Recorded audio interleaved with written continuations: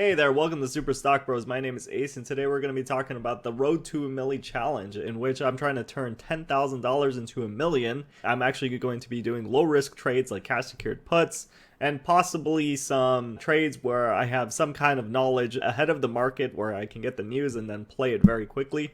Today is May 21st, and from my last video I mentioned that there may not be any more trades until May 21st because I had some cash secured puts that were taking up a lot of the buying power that we had. And today is the day that we get to see if those cash secured puts panned out or if we have to roll over. So stay tuned.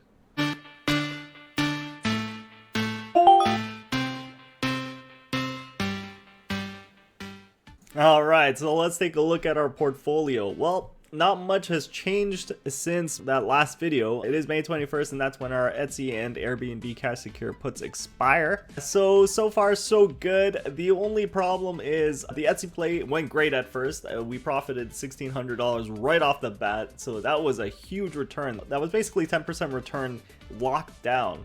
But then we decided to go for a triple dip, and we bought 3 more contracts, and that actually ended up pretty badly. So I'll show you what happened. It was not very good for us, and I'll show you what I had to do to get out of it. But this doesn't necessarily mean we're locking in a loss, and I'll show you what I mean by that. So let's take a look. So back in the past, we had some ETSY cash secured puts. These ones actually went up to about $1,600, so that was a great play, and we sold out and we locked in those profits. So that was awesome. But then, of course, we had a pretty harsh earnings call with ETSY. Saying they had forward guidance saying that, hey, guess what? Our year might not be as good as the lockdown year, as I'm going to call it, because people are going to be going out and going back to actual retail stores, brick and mortar, and maybe they won't use our services anymore.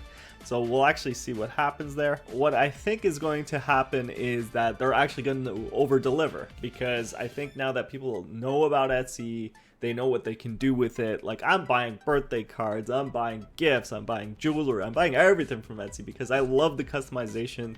These individual store owners are really putting in the time and the effort. I really recommend it if you're not using it. I'm not sponsored by them. I just love it. The stock, the company, and everything. So unfortunately, after that earnings call though, ETSY dipped at least 20% and our cash secured puts blew up. And I'll show you what I mean by that. So we actually locked in, well, we had $3,000 from these, and we took it out at about 50% profits, which was amazing. If you hit 50% with your cash secure puts as early as I did, it's usually recommended to take them out, and thank goodness I did, because that locked in those profits so that I can use them for the next cash secured puts. But then that actually ended up very, very badly. The original price, which was about, $12 or $15, dropped down to $32. So on each one of those cash secured puts, I was losing about $15, $16. That's really rough. That means I was down about $5,000, and I have to roll that over to the next month because I ran out of time. Okay, so May 21st, I'm out of time, and that just means that we still believe in our position, but we just have to push it out a bit further. Now, what does that mean for our plays? That means that our opportunity cost unfortunately gets used up because I'm not going to take the loss for this. If the company's fundamentals had changed or something like that, then I would totally be like, okay, let it just die. But I don't believe that's the case, and in fact, I think next earnings call, ETSY is going to balloon up about 20-30%, and you can mark my words down for that one. Airbnb, the same kind of story happened. I really did believe in it as a reopening play, but it ballooned up to, over $200, and actually these puts were break even for a time, but then with all of tech, Airbnb fell. So even though I had it at $15, that's when I sold it, and I made $1,500, right, from the premium. But now they're 50. So this was down 200%, down for cash secured put. It doesn't mean that you locked it in, but it means that if I were to close it, then I would have to pay, $51, which is what I did. So I lost about $3,600 on this, but guess what? Because I sold it at 51 in June 18th, I make that money back. Okay, so this is what rolling over means. I bought to close the cash secured put, and then I sold it at the same price, which means that I just rolled. The only difference between these two now is the month, right? So I get a month of time. I'm just going to keep doing this until it's actually profitable and these either expire or I'm at a comfortable level of break even point. And I'll do that indefinitely. The only problem, of course, as I mentioned, is the opportunity cost for the buying power that I could be using, right? Because I have to secure cash for these. Same thing with the ETSY. Actually, I got a little bit more money for this. That means I got about like 250 bucks extra because I actually sold it for a bit of a difference here. There was a bit of a spread for the next month. So that's all I had to say. This was an unfortunate turn of events because tech just dropped, but you know, it happens.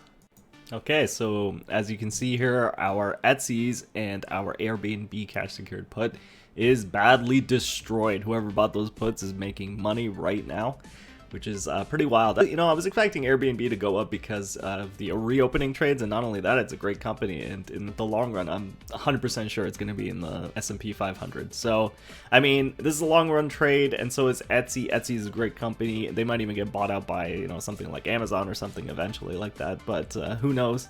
And really, I'm willing to roll these over for as long as it takes. I really don't think that I'm ever going to lose on these. It's just going to be a matter of time and, of course, opportunity cost for my buying power. Now, I do have the cash here. It's cash secured, so what I can do is I can just buy these back for this price, and considering I got 4,000 from both of these, this is very easy to do, and then I can roll it over to the next month, get my 3,600 back, and then use that cash for getting ETSY back. So that's what we're gonna do. So I'm gonna go ahead and do that. I'm gonna buy back Airbnb first. Okay. I mean, it's a pretty big spread, but I'll try to buy it back at like 51 or something like that. Actually, you know, the better thing to do would be to check how much the Junes are selling for.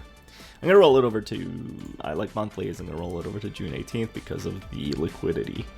And as you can see here, you know, it's about 51 for the same strike price, so that's what we're gonna go for. All right. First things first. We're gonna buy it back.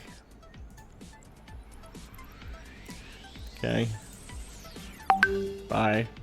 We're gonna buy to close. Unfortunately, I would have loved to let this expire, but we are deep in the red. So let's do one for $51. So it's gonna cost, you know, 5,100, which I just barely have enough, which is great. So 5,100, we'll buy it back.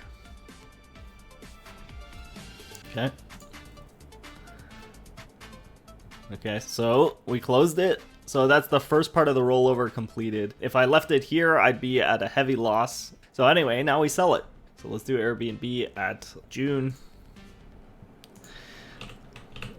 I would actually much prefer the other apps, to be honest, to be doing this, because they do have a rollover function usually. Okay, so we bought to close this at 51. So we paid $5,100 for that. And then we sold to open at the June 18th for $185 for the exact same price. So really, I'm only losing out on commissions, and it means I get a month more of time, which may or may not be plenty. We'll see. Now, for ETSY, we must do the same thing. So let's look at our ETSYs. We'll buy it back with the cash that we have. And then we'll see exactly how much buying power is released, etc., etc. So let's buy it back. I'm about to close at 31.50. Okay. Really doesn't matter. Could do 31.80, it's fine. Okay.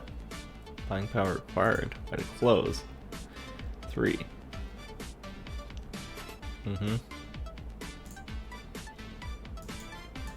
Estimated total. Yeah, it's gonna cost. Okay. So we sell it for 9,000. Okay. So we're selling it for 31.50. All right, we bought them back. Now we go to the holdings. Okay. It's nice to see not that many negatives. Now we should have a ton of buying power. Yes. And we will do ETSY June. Let's go for the June 18th. 200. And put sold to open uncovered, and it's going to be 32.40.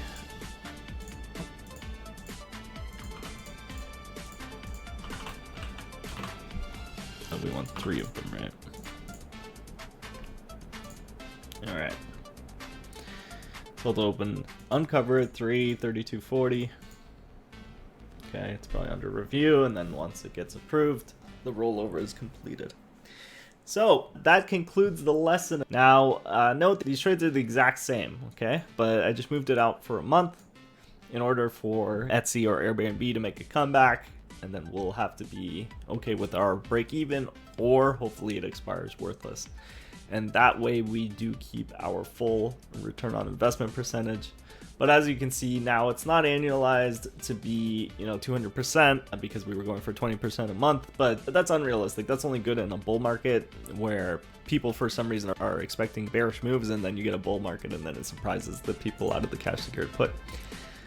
But, in normal days, you may get things like this where it was an unexpected hit on all of the growth sector for tech. ETSY came down after earnings, and then it got even more destroyed after the entire market came down. So the next earnings call, I believe ETSY is going to show that their profits are still up. They were advising that perhaps they might not be, and that's why the stock fell. But I really do think this is kind of, under promise, over deliver type thing. Okay, that's it for me today, Stock Bros.